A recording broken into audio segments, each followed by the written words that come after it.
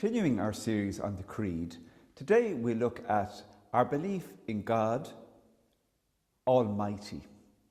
What's this notion of God being Almighty mean? Sometimes we call it omnipotence. It's one of God's attributes.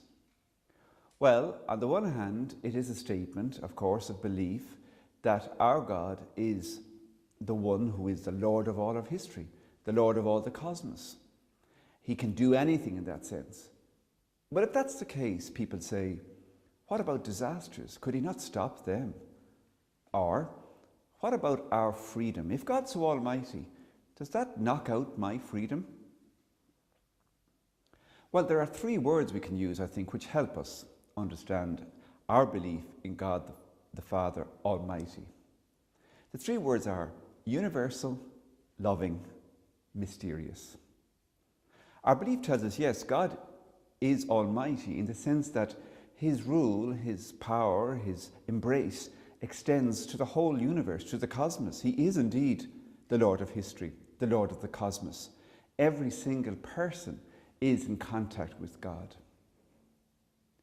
But for Christians, our statement that God is almighty goes along with the statement God is love. So God is not almighty in an arbitrary, bizarre, mad way.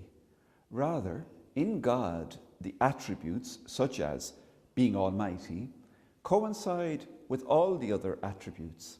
God is wise, God is truthful, God is merciful, God is patient, God has a plan.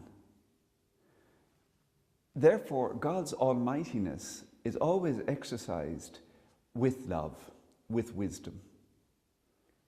But there is a third part, of course. God is mysterious. God's being goes beyond our categories. God is greater than all of us. That's what Job learned. We do believe that God has a plan. It's what Christians see in Jesus Christ.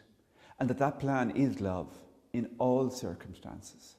In fact, to say God is almighty is to say that he is so free, so able to give himself totally, that his almightiness is the powerfulness of love that doesn't crush, that knows how to wait, that's able to draw good out of every single situation. God is almighty. That's a truth which for Christians is consoling. There is no situation that we find ourselves in that cannot have God's providential arm accompanying us, leading us, guiding us.